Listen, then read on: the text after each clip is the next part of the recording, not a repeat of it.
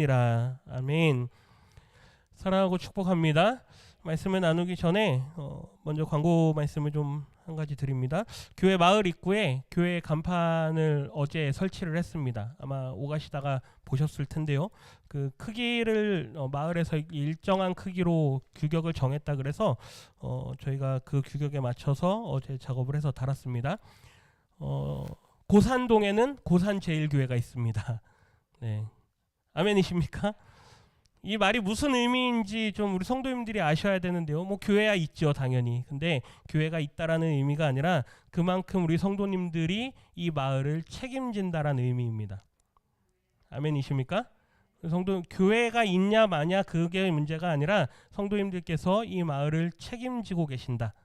그러니 우리가 얼마나 무거운 사명을 진 사람들인가, 이거를 반드시 아셔야 되는 것입니다. 오갈 때마다 또 간판을 보실 때마다 이 마을을 위해서 기도해 주시고 또 성도들의 영혼의 구원을 위해서, 이 지역의 구원을 위해서 늘 기도하시기를 부탁드립니다.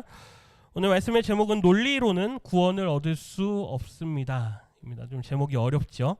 논리로는, 뭐 쉽게 우리가 표현하면 말로는 이런 거죠. 말로는 아무리 말을 잘한다 그래도 그걸로는 구원을 얻을 수 없습니다.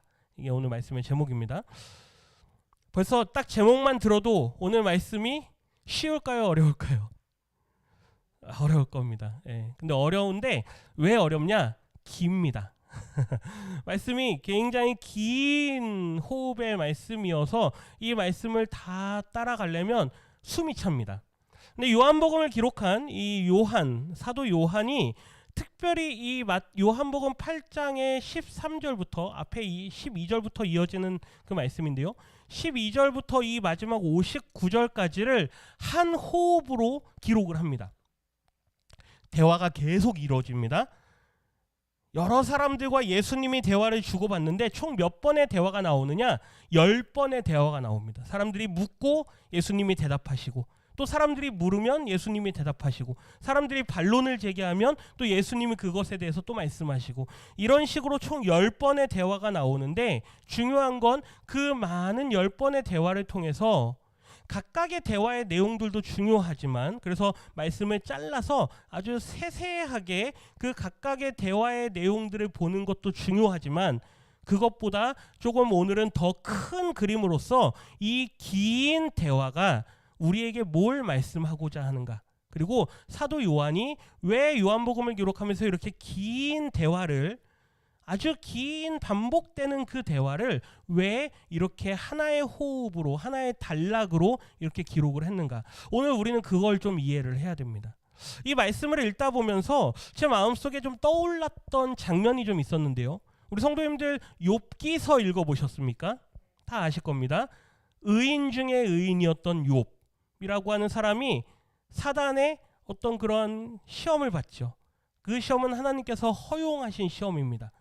중요한 거는 그의 시험을 통해서 육신의 질병도 얻고, 자기 아내로부터는 비방도 당하고, 자식들은 다 죽게 되고, 자기 종들이나 가축들도 다 몰살되는 그런 어려움에 처합니다.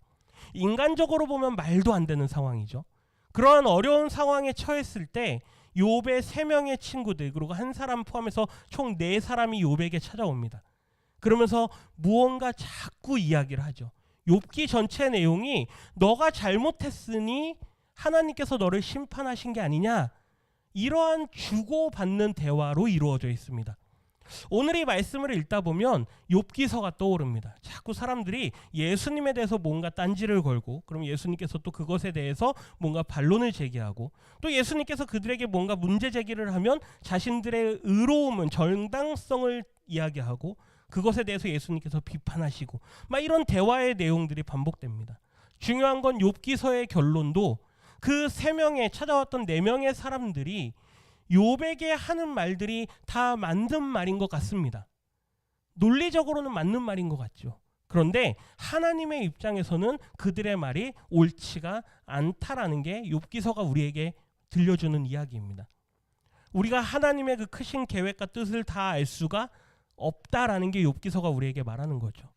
오늘 이 말씀의 제목과 같이 논리로는 구원을 얻을 수 없습니다. 아무리 유대인들이, 아무리 바리새인들이 지식 있는 사람들이 예수님을 향해서 우리가 아는 지식은 이렇다, 당신은 이렇지 않냐, 이런 식으로 예수님을 향해서 공격하고 뭔가 문제 제기를 한다 하더라도 그들의 지식으로는, 그들이 갖고 있는 논리로는 구원을 얻을 수 없다라는 게 오늘 말씀이 우리에게 주는 교훈입니다. 우리에게 적용하면 어떨까요? 우리가 갖고 있는 지식으로 구원을 얻을 수 있다, 없다? 없다, 그렇죠?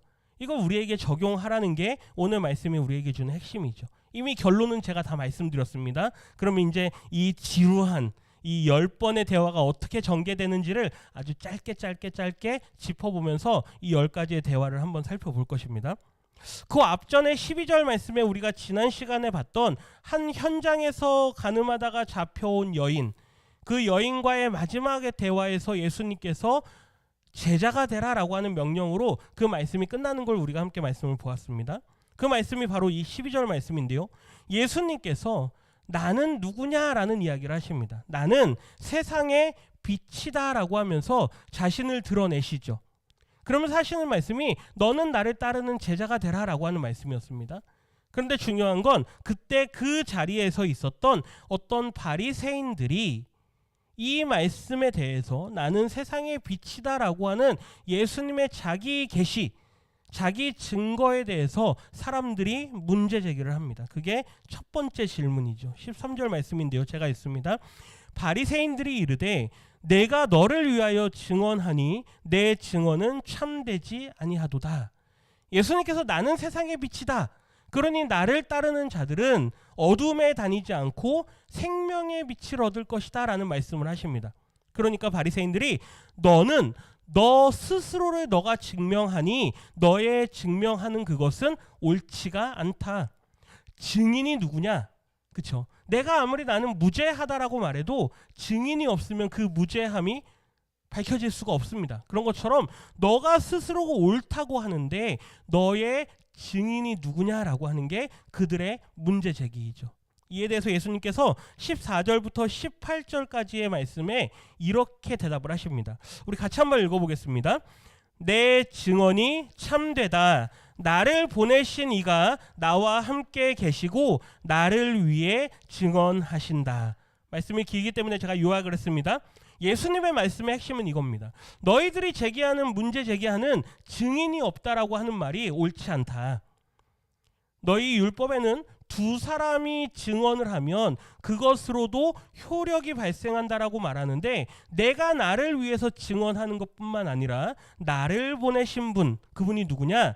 아버지 되시는 분이신데 그분이 나와 늘 함께 하시고 그분이 나를 위해서 증언하신다. 그러니 증인이 몇 명입니까? 두 사람입니다. 그러니 너희의 말이 맞다 틀리다? 틀리다. 이게 첫 번째 반박입니다. 두 번째 이어서 그들이 묻습니다. 같이 한번 읽어봅니다. 이에 그들이 묻되 내 아버지가 어디 있느냐? 예수님께서 아버지에 대해서 언급을 했습니다. 나를 보내신 분은 내 아버지시다. 그러니까 너의 그러면 아버지는 어디 있느냐라고 묻죠. 예수님께서 뭐라고 말씀합니까? 같이 한번 읽어보겠습니다. 예수께서 대답하시되 너희는 나를 알지 못하고 내 아버지도 알지 못하는도다. 나를 알았더라면 내 아버지도 알았으리라. 아멘. 아버지께서 나를 보내셨다라고 하니까 너희 아버지가 누구냐? 너희들이 나를 알지도 못하는 것뿐만 아니라 내 아버지도 알지 못하는구나. 너희들이 만일 나를 알았더라면, 여기서 나를 알았다는 얘기는 믿었다는 얘기입니다. 너희들이 나를 믿는다면 너희들이 나를 보내신 내 아버지도 알고 그분을 믿었을 것이다. 예수님께서 그들의 질문과 그들의 반박에 대해서 예수님께서 다 반박해내십니다. 뭔가 대화가 계속 주고받는 게 보이시죠? 세 번째 질문입니다. 제가 읽습니다. 유대인들이 이르되 그가 말하기를 내가 가는 곳에는 너희가 오지 못하리라 하니 그가 자결하려는가? 예수님께서 말씀을 합니다. 내가 가는 곳에 너희들은 오지 못할 것이다. 그렇게 말을 하니까 이 사람들이 그 말을 듣고 자기가 어딜 가겠다란 얘기지? 저 사람이 스스로 목숨을 끊으려고 하는 건가? 라고 그들이 이야기를 하죠. 그러니까 예수님께서 그들의 그 질문에 대해서 이렇게 대답을 하십니다. 우리 같이 한번 읽어봅니다. 나는 위에서 났다. 나는 이 세상에 속하지 않았다. 나를 믿지 않으면 죄 가운데에서 죽을 것이다. 내가 어디로 가는지 너희들은 알 수가 없다. 왜냐? 나는 위에서 났지만 너희들은 땅에서 났다. 그리고 너희들은 이 세상에 속해 있지만 나는 이 세상에 속한 자가 아니다. 위로부터 났다는 얘기는 누구로부터 왔다는 얘기죠? 하나님께로부터 왔다는 얘기입니다. 그리고 나를 믿지 않으면 결국 너희들은 내가 스스로 자결하러 간다라고 이야기를 하는데, 너희들이 나를 믿지 않으면 너희들이 죽을 것이다. 어디 가운데에서 죽을 것이다? 죄 가운데에서 죽을 것이다. 지금 내가 스스로 목숨을 끊으러 간다라고 이야기하느냐? 너희들의 생각이 짧구나. 너희들이 생각하는 게 틀렸다. 나를 믿지 않으면 죄 가운데에서 너희들이 뭐 할 것이다? 죽을 것이다. 그들의 세 번째 질문에 대해서도 예수님께서 이렇게 반박을 하시죠. 요 세세한 내용들은 나중에 시간이 되실 때 한 번 더 묵상해 보십시오. 그러면 그 대화의 내용이 다 이해가 되실 겁니다. 네 번째 질문입니다. 그들이 말하되 내가 누구냐라고 묻습니다. 대화를 계속 진행해 가면서 도대체 이 사람은 뭐지 싶은 거죠. 우리가 질문하는 그거에 대해서 뭔가 다 반박을 해내는데 우리의 믿음과는 뭔가 조금 다른 어조로 이야기를 합니다. 자꾸 하늘에 대한 이야기를 하고, 자꾸 누가 자기를 보냈다라고 이야기하고, 그렇죠? 왠지 우리에 대해서 자꾸 비판하는 것 같고, 그러니까 너는 누구냐라고 묻습니다.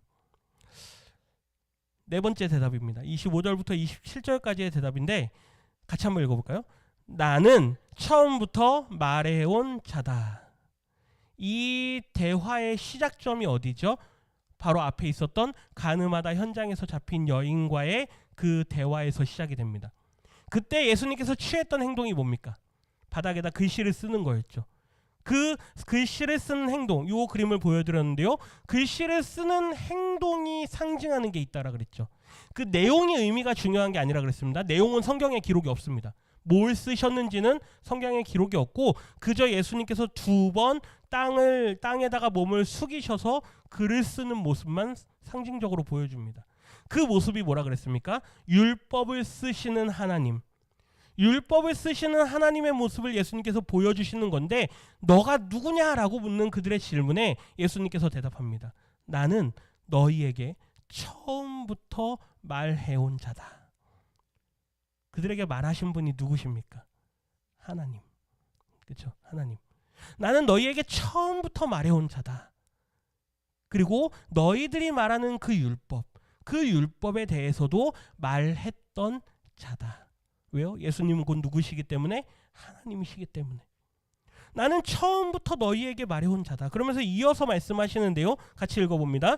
나는 처음부터 말해온 자다. 나는 너희에 대해 판단할 것이 많다. 나를 보내신 이에게서 들은 것을 세상에 말한다. 아멘. 보십시오. 나는 처음부터 너희에게 말해온 자다. 그러면서 하시는 말씀이 내가 너희에 대해서 판단할 것이 없겠느냐? 지난주 말씀에 누구든지 죄 없는 자가 뭐하라? 돌로 치라. 근데 한 사람도 그 자리에서 돌을 들고 던졌던 사람이 있었습니까?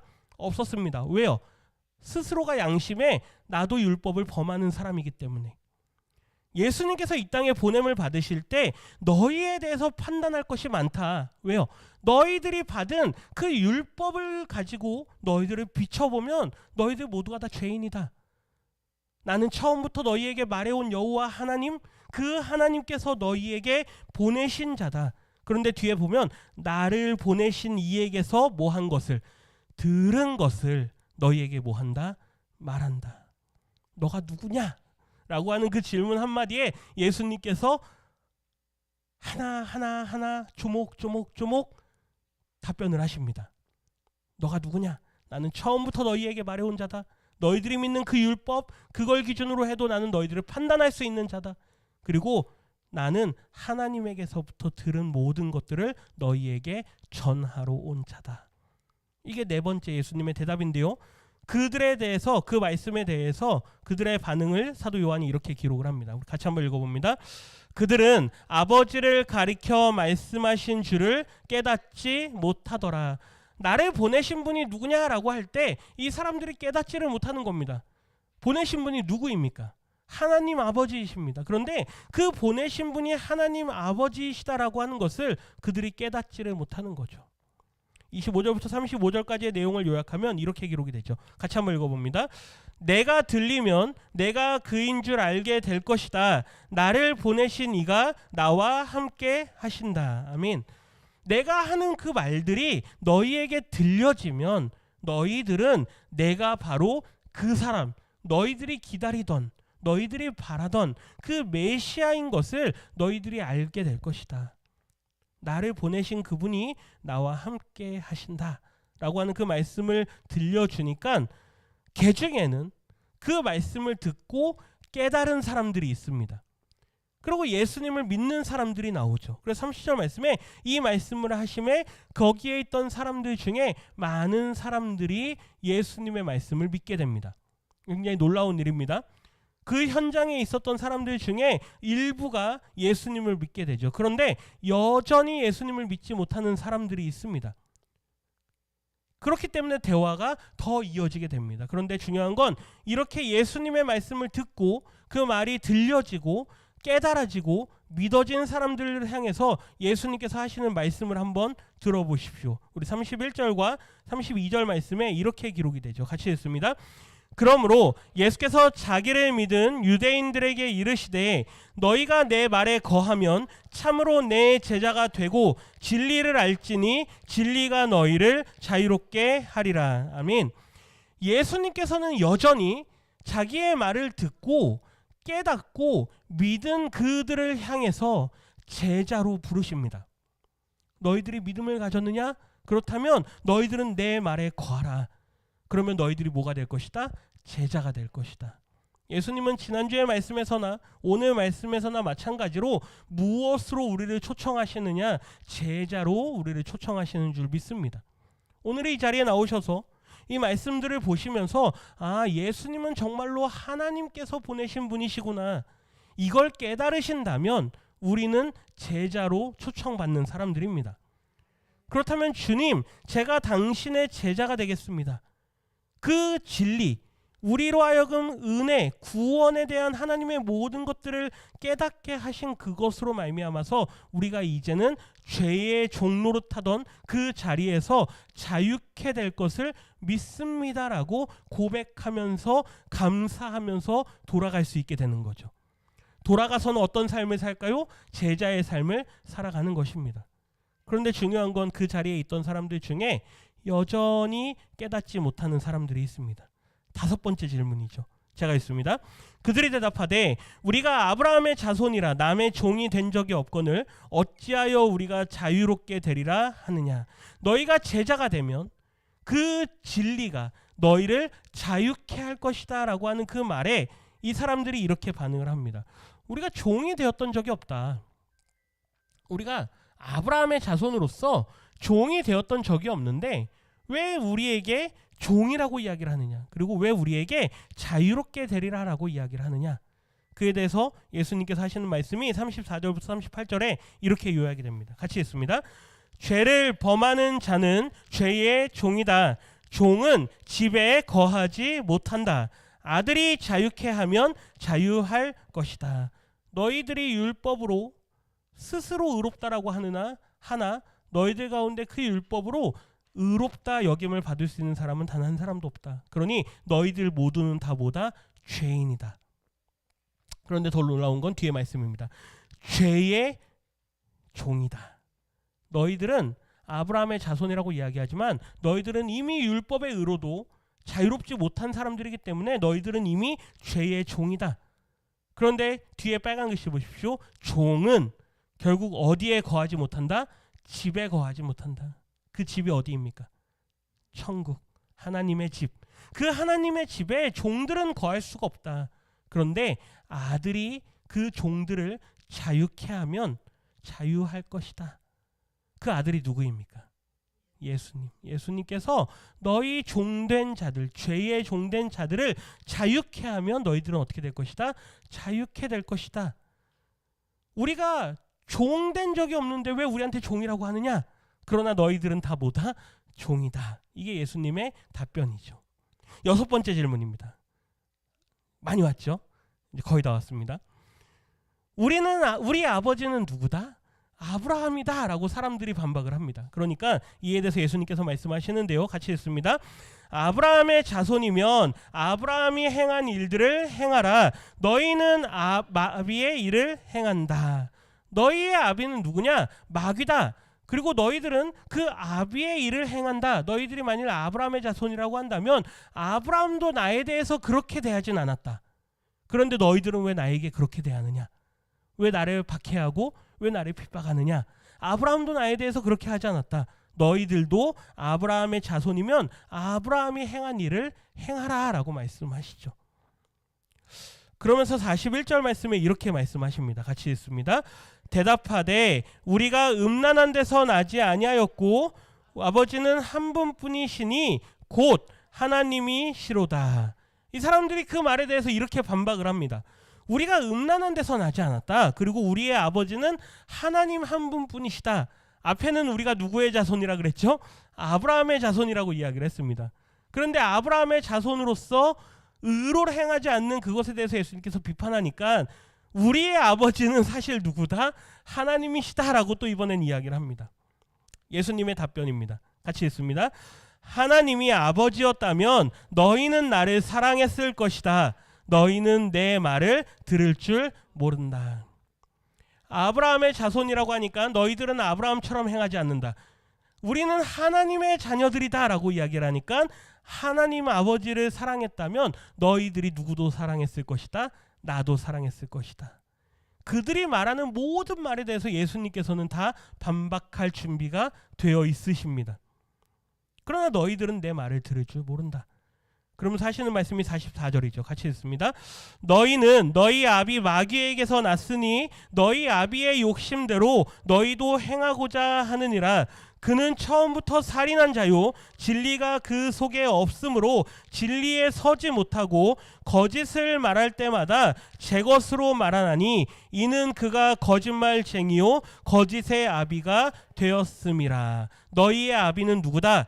마귀다. 너희들은 마귀에게서 났다. 너희 아비의 욕심대로 너희도 행하고자 한다. 그는 처음부터 살인한 자였고 진리가 그 속에 없었고 진리에 서지도 못했던 자다. 거짓말을 할 때마다 그는 자기 안에 있는 그 거짓으로 말을 하고 그는 거짓말쟁이이며 거짓의 아비이다. 그러면서 마지막 결론적으로 예수님께서 이렇게 말씀하시죠. 나는 너희에게 진리를 말하지만 너희들은 그 진리를 듣지 않는다. 내가 말하는 진리는 참된 아버지 되시는 그 하나님으로부터 온 진리이다. 내가 그분께 들은 모든 말들을 너희에게 전하지만 너희들은 나를 믿지 않는구나. 우리의 아버지는 하나님입니다 라고 말하는 그들의 그 말에 대해서 예수님께서 이렇게 반박을 하는 거죠. 8번째, 사람들이 예수님에 대해서 당신은 사마리아 사람이 아니냐, 이제 당신은 귀신이 들리지 않았느냐, 뭐 이렇게 이야기를 합니다. 점점 이게 고조되는 게 보이십니까? 질문이 점점 격해집니다. 우리말로는 아주 순화돼서 번역이 됐지만 당신은 사마리아 사람이다. 상종할 수 없는 사람이다. 우리 유대인들과는 상종할 수 없는 그런 사마리아 사람이 아니냐. 그리고 당신은 귀신이 들린 사람이다 라고 하면서 막 격분하면서 사람들이 이야기를 합니다. 예수님의 대답을 한번 보십시오. 같이 읽습니다. 나는 내 아버지를 공경할 뿐이다. 너희가 나를 무시한다. 나는 내 영광을 구하지 않는다. 내 말을 지키면 영생을 얻을 것이다. 내가 하는 모든 말들은 내 아버지 되시는 하나님을 공경하기 때문에 하는 말이다. 그리고 나는 나 스스로에게 영광을 돌리는 게 아니다. 오히려 하나님께서 나에게 영광을 돌리신다. 그리고 내 말을 지키면 너희가 무엇을 얻을 것이다? 영생을 얻을 것이다. 생명을 얻을 것이다. 예수님의 답변입니다. 그러니까 생명에 대한, 영생에 대한 예수님의 답변을 들으니까 이 사람들이 이렇게 또 말합니다. 유대인들이 이르되 지금 내가 귀신 들린 줄을 아노라. 아브라함과 선지자들도 죽었거늘 내 말은 사람이 내 말을 지키면 영원히 죽음을 맛보지 아니하리라 하니, 영생, 영원히 살 것이다 라고 하는 그 말을 들으니까 사람이 어떻게 영원히 죽음을 맛보지 않을 수 있느냐라고 사람들이 말하는 것이죠. 그러면서 하는 말이 너는 이미 죽은 우리 조상 아브라함보다 크냐? 또 선지자들도 다 죽었는데 너는 너를 누구라고 하느냐? 다시 돌아옵니다. 너는 누구냐 이거죠. 예수님의 답변을 같이 읽습니다. 내게 영광을 돌리시는 이는 아버지 하나님이시다. 나는 그분을 알고 그분의 말씀을 지킨다. 아브라함도 나를 보게 될 것을 보고 즐거워하였고 또 그가 보고 기뻐하였다. 아주 놀라운 말씀을 예수님께서 하십니다. 너는 도대체 뭐냐 이거죠. 아브라함과 모든 선지자들이 다 죽었는데 어떻게 너가 영생이라는 말을 할 수가 있느냐. 그런데 마지막 보십시오. 아브라함도 나를 곧 내가 이 땅에 와서 인류를 구원하는 메시아로서 십자가를 질 것, 그리고 인류를 구속할 그 모든 것들을 다 보게 될 것을 기대하면서 즐거워하였고 실제로 그가 또 그것을 뭐 했다? 보았다. 그리고 그가 기뻐하였다. 이 말이 믿어지십니까? 아브라함이 예수님에 관한 모든 것들을 알았다라고 예수님이 말씀하시는 겁니다. 이 말씀이 믿어지지가 않는 거죠. 도대체 이 사람은 지금 우리로 알고 2000년 전, 그렇죠? 그 당시로 하면 몇천 년 전에 살았던 그 아브라함에 대한 이야기를 하니까 넌 도대체 뭐냐 이겁니다. 예수님이 점점 이해가 되지 않는 말들을 하는 거죠. 자기들 딴에는 매우 논리적이고 매우 이성적인 그러한 질문들을 예수님에게 던지고 있는데 예수님의 대답은 자기들의 이성적으로 판단이 되지 않는, 받아들여질 수 없는 그런 대답을 합니다. 마지막 10번째 질문입니다. 같이 읽습니다. 유대인들이 이르되 내가 아직 50세도 못 되었는데 아브라함을 보았느냐. 그렇죠? 이미 몇천 년 전에 살았던 아브라함도 나를 볼 것을 기대하면서 그가 즐거워했고 실제로 그가 보고 기뻐했다라고 하는 그 말을 들으니까 도대체 이 사람은 뭔가, 이제 30세 조금 얼마 안 됐을 건데 이 젊은 친구가 50도 안 된 사람이 아브라함을 보았다라고 이야기를 하는가? 예수님의 대답입니다. 같이 읽습니다. 예수께서 이르시되 진실로 진실로 너희에게 이르노니 아브라함이 나기 전부터 내가 있느니라 하시니. 아멘. 예수님께서 진실로라고 할 때는 중요한 말씀을 하실 때입니다. 아멘, 아멘. 이 말은 아멘, 정말로 그러하다 이런 말이거든요. 내가 정말로 너희에게 말한다. 아브라함이 나기 전부터 누가 있었다? 내가 있었다. 나는 누구인가? 그렇죠? 너희들이 말하는 너는 누구냐라고 하는 그 질문에 대해서 예수님께서 마지막으로 이렇게 대답하십니다. 나는 아브라함이 있기 전부터 있었던 자다. 세상이 창조될 때도 있었던 자다. 누구입니까? 여호와 하나님이신 그 하나님께서 이 땅에 인간의 모습으로 오셨다라고 하는 것을 우리에게 보여주고 있는 것이죠. 이 대답을 듣고 이제 사람들이 결론을 내립니다. 신성모독이다. 이 사람이 아브라함이 나기 전부터 자기가 있었다라고 하는 말은 그 말이 무슨 말입니까? 이 젊은 사람이, 제가 만약에 우리 성도님들께 저는 예수님께서 오시기 전부터 있었던 사람입니다 라고 하면 지금 그 반응입니다. 그렇죠? 콧방귀도 끼지 않고 말도 안 되는 이야기를 한다 그러겠죠. 신성모독이다. 유대인들에게 있어서는 아주 큰 죄입니다. 돌로 쳐 죽일 죄이죠. 그러니까 사람들이 어떻게 합니까? 돌을 들어서 예수님을 치려고 합니다. 예수님께서 그 자리를 피하시죠. 10번의 대화를 저희가 아주 짧게 끊어서 읽었지만 그들이 예수님에 대해서 받아들일 수 없는 말을 하고 자기들 딴에는 매우 이성적이고 매우 논리적인 말로 예수님께 질문하는 것 같습니다. 그런데 이미 우리는 이 요한복음 안에서 우리에게 들려주고자 하는 것이 무엇인가? 예수님에 대한 믿음을 가지라라고 하는 것을 우리에게 들려주고 있다는 것을 우리는 잘 알고 있습니다. 그러면 이제 결론을 이렇게 낼 수 있는 거죠. 과연 사도 요한이 이 10번의 대화를, 이렇게 긴 대화를 우리에게 기록으로 남긴 이유가 무엇이냐? 하나님께서 우리에게 이 말씀을 하나님의 말씀으로 주시는 이유가 무엇이냐? 아무리 머리로 이해하려고 해도, 아무리 논리로 그걸 받아들이려 해도 받아들일 수 없다라고 하는 것입니다. 논리로 예수에 대한 믿음을 우리는 가질 수가 없는 자들이라고 하는 것이죠. 믿음을 가지셨습니까? 예수님에 대한 믿음이 있으십니까? 감사하시기를 부탁드립니다. 내가 믿겠다라고 해서 믿을 수 있는 것도 아니고, 내가 지식이 있다라고 해서 믿을 수 있는 것도 아니고, 내가 공부를 많이 했다라고 해서 믿을 수 있는 것도 아닙니다. 그러면 만약에 내가 지식으로 예수님을 믿을 수 있다면 예수님을 믿는 사람들은 여기에 있으면 안 됩니다. 어디에 있어야 될까요? 저기 우리나라의 아주 유명한 대학교들, 그렇죠? 교수들, 그 다음에 아주 똑똑한 사람들만 모인다라는, 그런데 예수님을 믿는 사람들이 다 있어야죠. 그게 아니란 얘기입니다. 사도 바울이 자기의 아들 디모데에게 그 모든 목회에 대한 것들을 물려주면서 그에게 편지를 남기는데요. 디모데전서 6장 20절과 21절에 이렇게 기록으로 남깁니다. 우리 같이 한번 읽어보겠습니다. 디모데야, 망령되고 헛된 말과 거짓된 지식의 반론을 피함으로 내게 부탁한 것을 지키라. 이것을 따르는 사람들이 있어 믿음에서 벗어났느니라. 은혜가 너희와 함께 있을지어다. 아멘. 망령되고 헛된 말을 하는 사람들이 있습니다.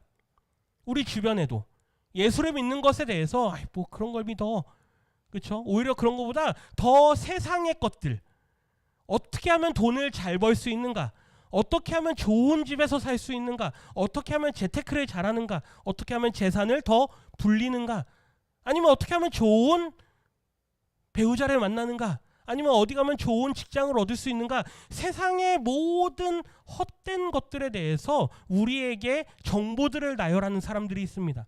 예수 믿지 말고, 수요일날 이 시간에 그런 데 가지 말고 더 좋은 데가 많아, 우리에게 그렇게 말하는 사람들이 있다는 얘기죠.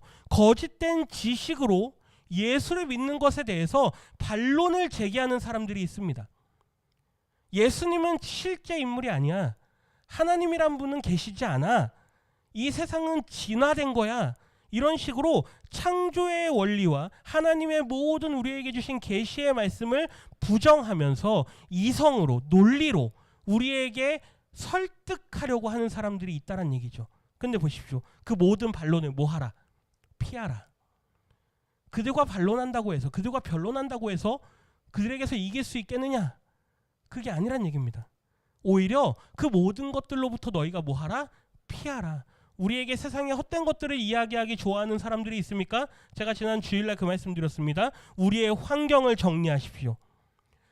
하나님 외에 다른 어떠한 것을 내게 두지 말라라고 하는 것은 우리의 환경을 정리하라는 얘기입니다. 우리 주변에 자꾸 세상의 것들을 보여주는 사람들이 있습니까? 그들을 전도할 계획이 아니시라면 정리하시란 얘기죠. 제 개인을 봐도 그렇습니다. 제 개인의 삶을 봐도 점점점 사람들이 정리가 됩니다. 목회자의 길로 가겠다라고 하나님 앞에 헌신하고 그 순간 점점 사람들과의 관계가 정리가 됩니다. 세상의 것들, 세상에 자랑할 수 있는 것들, 그런 것들을 내세우는 사람들이 점점 저에게서 멀어집니다.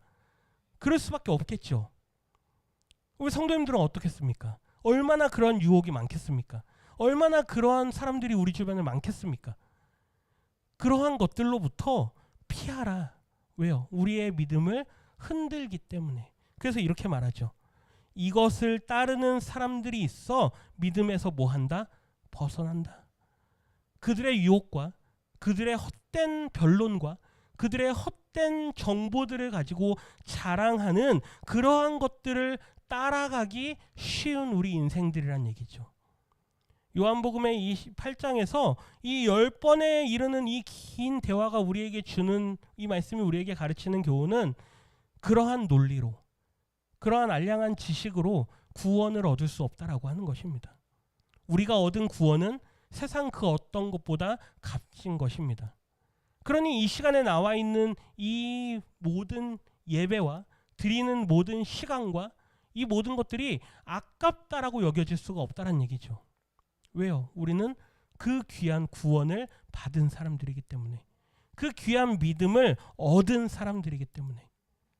그러니 이제 이 믿음을 유지해 나가고 이 믿음을 지켜 나가기 위해선 반드시 우리의 삶의 모든 영역에 하나님의 은혜로 충만하게 채워지도록 해야 한다라고 하는 것입니다.